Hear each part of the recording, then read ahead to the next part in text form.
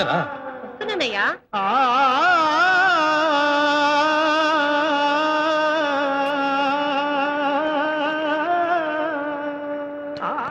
రమ్మంటుంటే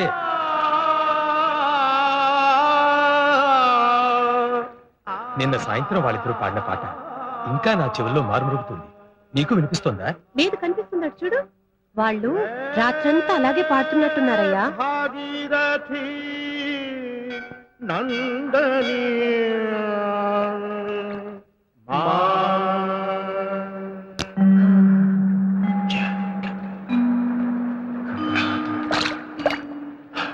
नमस्कार। आप कल शाम से अभी तक यही गा रहे हैं? हाँ రంగా, నే వెళ్ళి పూజారిని కలిసి వస్తాను. నువ్వు ఈలోగా సామాన్లు విసర్ది. అలాగే అన్నయ్య. అయితే మీరు తెలుగు వారన్నమాట. తెలుగే మాట్లాడారు కదయ్యా. ఎవరు? విజయనగరం వారు మా అన్నగారు శ్రీరంగం శ్రీనివాసాచార్యులు. నా పేరు రంగా. నా పేరు సుబ్బలక్ష్మి అండి.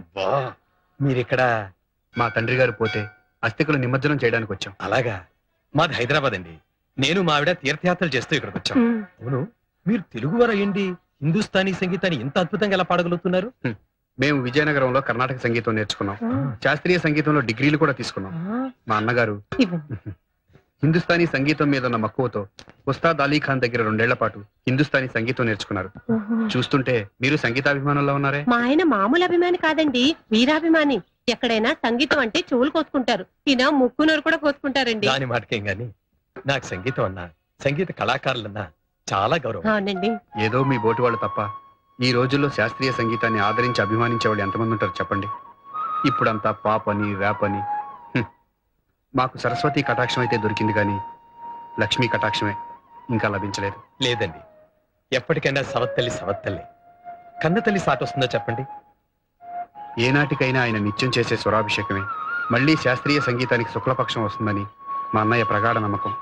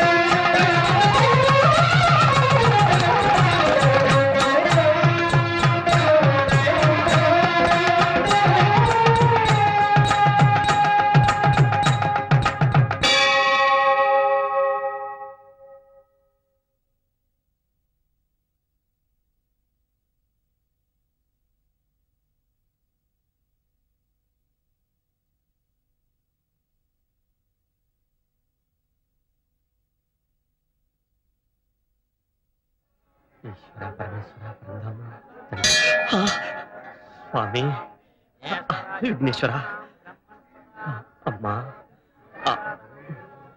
99 ఇదిగో చెప్పా. చూడు బాబు, పొద్దున సుప్రభాత నుంచి ఇప్పటిదాకా ఊళ్ళో గుళ్ళన్నీ తిరిగావు. చెప్పలతో ఈ బుట్టంతా నిండిపోయింది. ఆ బొట్లతో నీ మొహంతా మూసుకుపోయింది. ఇంకా ఎన్ని గుళ్ళు తిరగాలని మొక్కుకున్నావు బాబు? తెలిస్తే ట్యాంక్ ఫుల్ చేయించేవాడిగా. ఇదే ఆఖరి దేవాలయం బాబాయ్. ఆ గుళ్ళో ఉండేది రాజ్దేవుళ్ళు కాదు, రాగమూర్తులు. శ్రీరంగం సోదరులుండే శ్రీనిలయం. అరే చెప్పావు కదే, ఈ రోజున సినీ సంగీత ప్రపంచాన్ని ఏలుతున్న రారాజులయ్యా వాళ్ళు. వాళ్ళని ప్రాధాయపడి ప్లేబ్యాక్ సింగర్ గా ఆశీర్వాదం పొందాలనే ఇవాళ ముహూర్తం పెట్టుకున్నా. అలాగా వదిన, ఈ రోజు కొత్త పిక్చర్ రికార్డింగ్ ముహూర్తం. ఆశీర్వదించు. అంత పెద్ద దేవుడే ఆశీర్వదించాడు కదయ్యా. మా ఇంటి దేవుడు శ్రీనివాసుడు భార్య ఈ పద్మావతమ్మ కూడా ఆశీర్వదించాలిగా. సాయిబాబు గారు తాగండి బాబు, మీరేనా తాగండి. తాగండమ్మా. అంతా మీ పెద్దమ్మే చూసుకుంటుందిరా. మళ్ళీ పేచీలా? బొమ్మపాలు తాగమంటే వద్దని మొర ఇస్తున్నారమ్మా. మరి పచ్చి వాసన కొడుతున్నాయి పెద్దమ్మ. అవును పెద్దమ్మ, వాంతి కూడా వస్తుందా? వస్తుంది వస్తుంది. అమ్మయ్య, పెద్దమ్మ తాగేస్తుందిరా. నేనే తాగుతాను. పదండి. ఆహా, మంచి శకునం. నా భవిష్యత్తుకి తలుపులు తెచ్చుకుంటున్నాయి. ఎంత అదృష్టం. చందు, నీ పూజ ఫలించిందయ్యా. నమస్కారం అమ్మా. ఎవరు బాబు? అయ్యగారిని కలవాలని వచ్చాను. వారి దగ్గర పాట పాడే అవకాశం కోసం వారిని ప్రాధేయపడదామని. అయ్యో, వాళ్ళిద్దరూ ఇప్పుడే రికార్డింగ్ థియేటర్కి వెళ్లారు. ఇవాళ కొత్త సినిమా ముహూర్తం.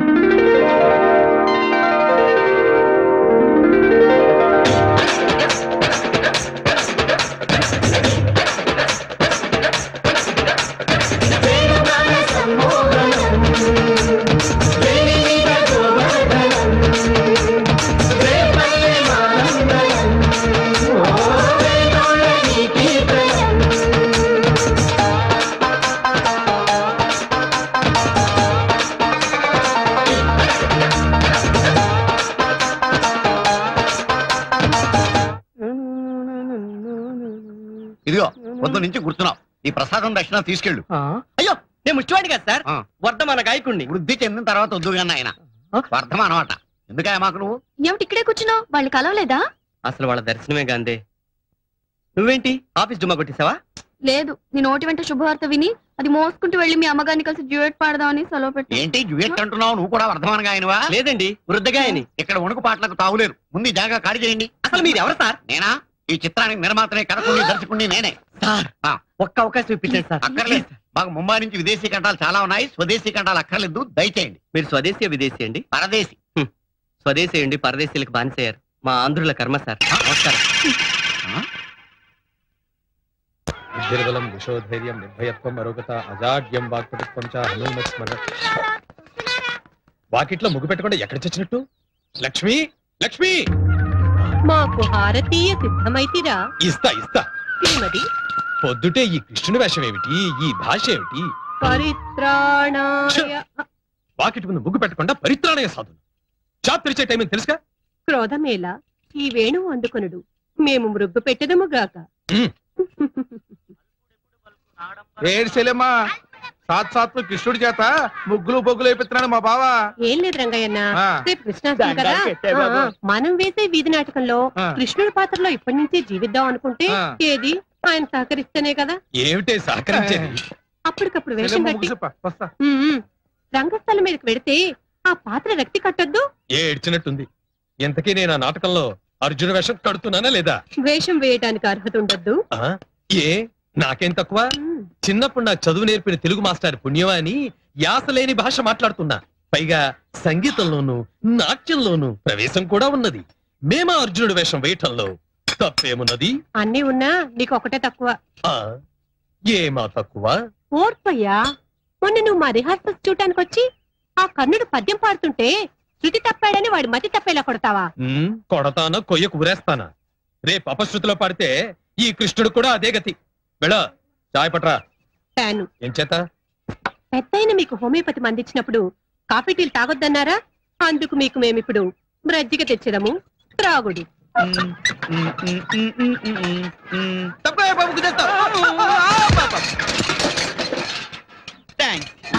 సార్ సార్, నా బిందె. నీ బిందెనయ్యా? అది నా బిందె. నీ బిందె అన్నారు కదా. నీ బిందె నాకెందుకు ఇచ్చా? నీ బొందా నా చెప్పులు. సార్ నా ప్యాకెట్ సార్. నీ గరిట్లా అయ్యో ఇలా ఇరిచిపోయింది. మెల్లగా దేవబాబు చేయి గరిట అయిపోతుంది.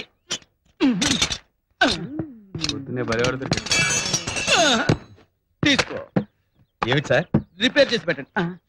రికాల్ ఒక్కటే దురద. అదృష్టం ఉంటారులేండి. ఏదో మీ నోట్ చదవాలండి. రిపేర్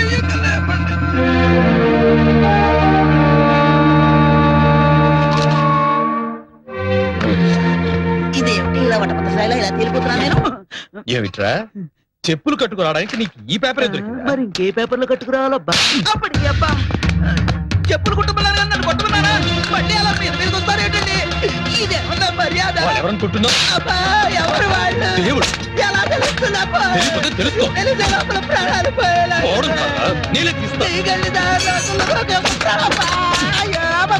కృష్ణ ముకుందా. పిచ్చుక మీద నాని బ్రహ్మాస్త్రము శరణు వేడిన వారిని విడిచిపెట్టుట క్షాత్రధర్మమయ్యా. బతికిపోయావు. ఇదిగో నేను వెళ్ళి పెద్దయ్య గారి క్యాసెట్ కొనుక్కొని వస్తాను. జాగ్రత్త కొట్టు. మళ్ళీ మీరు కొడతారా? కొట్టంటే మా కొట్టయ్యా. నా మీద మా ఆయనకి ఎంత ఆవేశమో. అయ్యో, ఒంటి నిండా దెబ్బలే. లేదమ్మా, దెబ్బల మధ్యలోనే ఇంత ఒళ్ళుంది. అవును, ఇంతకీ నువ్వేం తప్పు చేశావు? ఆ పేపర్ లో పాత చెప్పులు కట్టుకొచ్చానమ్మా. కట్టుకొచ్చిన పేపర్లేమో కళ్ళకద్దుకున్నాను. వాయించరు. ఆ ఫోటోలోని వ్యక్తులు గొప్పవాళ్ళయ్యా. వాళ్ళు పెద్ద సంగీత దర్శకులు కూడా. అలాగా అమ్మా, అది తెలిస్తే చెప్పులు జేబులో పెట్టుకు వచ్చేవాళ్ళి, పేపర్ నెత్తిన పెట్టుకు తెచ్చేవాళ్ళి. అబ్బా బ్రేకులేవయ్యా? అరే ఎడు తిరుగుతున్నావయ్యా? ఎడం చేతి పక్క తిరుగుతాను. మరి ఇలా రౌండ్ కొడితే యాక్సిడెంట్ అవ్వగలదు, జాగ్రత్త. స్టాక్ అయిపోయిందండి. ఏమండి ఓ 50 రూపాయలు ఎక్కిస్తాను. ఆ సిడీ నాకు ఇస్తాను. ఎవరండి బ్లాక్ లో అమ్మడానికి ఇంత కష్టపడి కొనుక్కుంది? ఏమండి పోనీ 100, 200. అయ్యో, మీరు కూడా నాలాగా శ్రీరంగం బ్రదర్స్ వీరాభిమానులా ఉన్నారు. వాళ్ళ అభిమానులు కాని వాళ్ళు ఎవరు చెప్పండి. ఇప్పుడు సంగీతం పేరుతో, సాహిత్యం పేరుతో వస్తున్న భూకంపాల్లో చెవులకి ఇంపుగా, మనసుకు హాయిగా ఉండే సంగీతం ఇస్తున్నది వాళ్ళిద్దరే కదండి. కరెక్ట్ గా చెప్పారు. ఈ క్యాసెట్ లోని అన్ని పాటలు ఒక పాటకి ఇంకో పాట పోటీ పట్టట్టున్నాయి. పోనీ 500 రూపీస్ ఇస్తాను.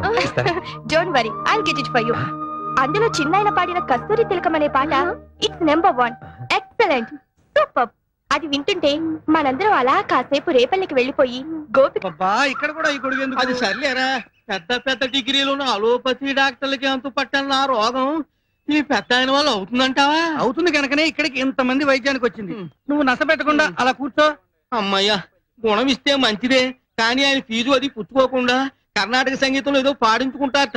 నాకు సరిగములు కూడా రావే, ఎత్తారా? రాని వాళ్ళకి ఆయనే నేర్పించి పాడించుకుంటారు. నువ్వు కంగారు పడకు. టెంపరేచర్ నార్మల్ కి వచ్చేసింది అన్నయ్య. మందు 2 డోసులు వేసుకోమంటావా? ఈ పూట కూడా ఒకటి వేసుకోరా. అలాగే. ఏమయ్యా, మీ అన్నయ్యకి ఫీజు చెల్లించి టిఫిన్ తింటావా? టిఫిన్ తినేసి ఫీజు చెల్లిస్తావా? అయినా ఇంట్లో వాళ్ళకు కూడా అవే రూల్స్ అంటే ఎలా? ఏమిటి రూల్స్ గీల్స్ అంటున్నా? మందు ఇచ్చారు కదా, ఫీజు చెల్లించుకోమంటుంది చదువుదినా. తొందరగా పాడించి ఫీజు తీసుకోండి, పాపం ఆకలేస్తుందట. ఎంత నీ వర్ణింతునయ్యా రామయ్యా నీ మహిమ, నేనెంత నీ వర్ణింతునయ్యా రామయ్యా నీ మహిమ, నేనెంత నీ వర్ణింతునయ్యా రామా. కొత్త ఆలోచన కొత్త జబ్బు నాకైతే అంత ముందు ఆయన దర్శనం అయితే ఖచ్చితంగా అవుతుంది కదా, ఆ తర్వాత నా కోరికంటే చెప్పుకోవచ్చు కదా. నమస్కారం అండి. నమస్కారం అండి, కూర్చోండి. నమస్కారం అండి. శ్యామలమ్మ. అయ్యా పిలుస్తారు.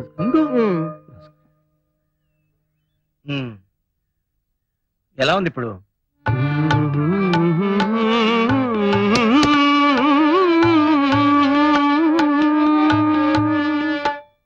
కాఫీ రాగంలో అద్భుతంగా ఉంటుంది సార్ ఈ పాట. ఒకసారి అన్నయ్య కూడా చెప్పి.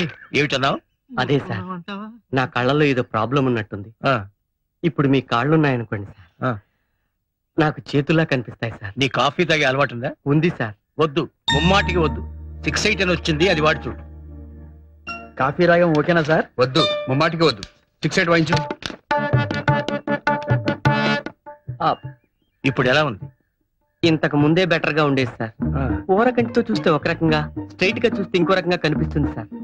మరి నీకే మందు పనిచేస్తుందబ్బా? మీరు తలుచుకుంటే అనుగ్రహించగలరు. ఒక్క పాట నేర్పితే నా గొంతు వినిపించగలను, మీ అభిమానం పొందగలను సార్. చూడు, ఇవెన్ని వేళ్ళు? కరెక్ట్ గా 3 వేళ్ళు సార్. 3. క్షమించండి సార్, నేను వర్ధమాన గాయకుణ్ణి. మీ దగ్గర ప్రాపకం సంపాదించాలని నేను చేస్తున్న ప్రయత్నాల్లో ఇదొకటి.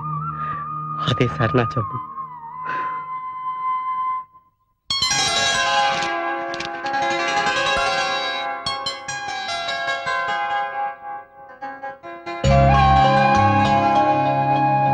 ఏంటయ్యా చింపేసిన కాగితాన్ని పట్టుకొని ఆలోచిస్తున్నావు?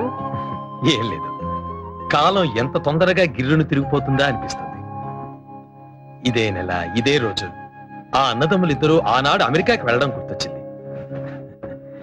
ఆ రోజు హరిద్వార్లో ఎంతో వినయంగా తలంచుకుని సామాన్యుల్లా ఉన్న అన్నదమ్ములు చూశాను.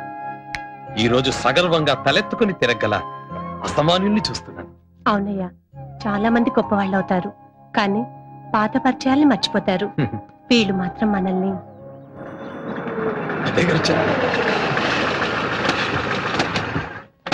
నమస్కారం. తర్వాత రండి, పరిచయం చేస్తాను. చూడండి అయ్యా, మీరు వచ్చినందుకు ఎంత శోభ వచ్చిందో మా ఇంటికి. ఎలా ఉంది వీరయ్య నీ ఉపసం? పెద్దయ్య గారు మందిస్తున్నారు కదయ్యా, ఆయన ఉండగా నాకే భయం. కూర్చోండి కూర్చోండి. ముందు మీ దంపతులు ఇద్దరు కూర్చోండి అయ్యా. రావయ్యా కూర్చో.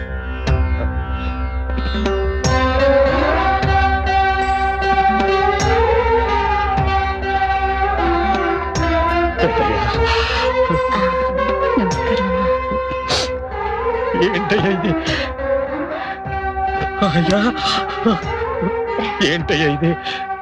ప్రతి సంవత్సరం ఈ రోజు గుర్తుంచుకుని వచ్చి ఇలా చేస్తూ ఉంటే నాకు ఎట్టగా ఉంటుందయ్యా, ఎట్టగా ఉంటుంది. మీరు మాకు చేసిన సహాయానికి జీవితాంతం ఏమిచ్చినా రుణం తీర్చుకోలేదు. అవును వీరయ్య, ఇందులో నేను చేసిందే ఉందయ్యా. కూర్చుంటయ్యా. నీలో ప్రతిభ ఉంది. ఆ ప్రతిభకు భగవంతుడే ఓ దారి చూపించాడు. అది నీ సంస్కారం వీరయ్య. మా అన్నగారికి ఎప్పటి నుంచో ఉన్న కోరిక నువ్వు తీర్చలేదన్న బాధ అలాగే ఉండిపోయింది. ఈసారి మాత్రం కాదంటానికి వీల్లేదు. అదే కదా బాబు, నా చేత ఓ పెద్ద షాప్ పెట్టించాలని, నాకు పెద్ద ఇల్లు కొనివ్వాలని.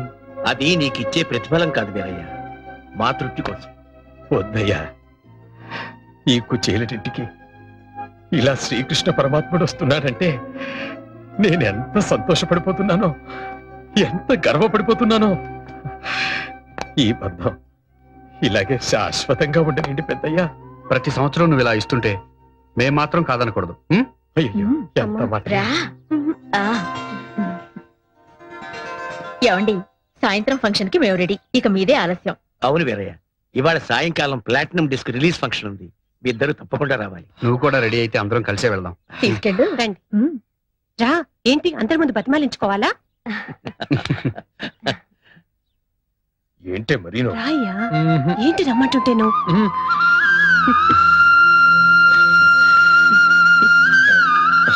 మళ్ళీ ఏమైంది? తాళం వేసి వస్తాను. అబ్బా రావయ్యా. శంకరయ్యన్న కాస్త ఇల్లు చూసుకో. బ్రహ్మాండంగా ఉన్నావు. బయలుదేరు.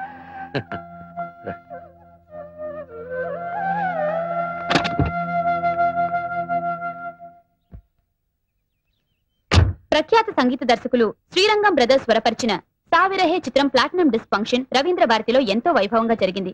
ఈ సందర్భంలోనే వీరికి 5వసారి కూడా నేషనల్ అవార్డు ఉత్తమ సంగీత దర్శకులుగా వచ్చిందన్న విషయం తెలియడంతో ఈ కార్యక్రమానికి మరింత శోభ చేకూరింది. ఈ చిత్ర నిర్మాతగా మా చిత్ర సంగీతానికి ఉంది. ఈ ఘనత అంతా మా సంగీత దర్శకులు ఉంది. అంతేకాదు మా చిత్ర సంగీతానికి వీరిద్దరికి ఉత్తమ సంగీత దర్శకులుగా నేషనల్ అవార్డు ప్రకటించడం ఏడుపొస్తోంది. కాబట్టి అవార్డు వచ్చిన ఈ సందర్భంలో శ్రీరంగం సోదరుల్లో చిన్నవారైన రంగా గారు తమ స్పందన తెలియజేస్తూ, ప్రేక్షకుల అభిరుచులు మారిపోయాయి. వారు కోరుకుంటున్నది pop music, fast beat music అన్న దాంట్లో కొంత నిజం ఉండొచ్చు. కానీ శాస్త్రీయ సంగీతం మీద ఆధారపడిన సంగీతానికి కూడా ఎంతో ఆదరణ ఉందని మీరు నిరూపించారు. ఈ ప్లాటినం డిస్కులు గాని, ఈ నేషనల్ అవార్డులు గాని మీ అభిరుచికి నిదర్శనాలు. ఆహా, ఎంత బాగా చెప్పారు. అంతకు ముందే వారు. జై హింద్.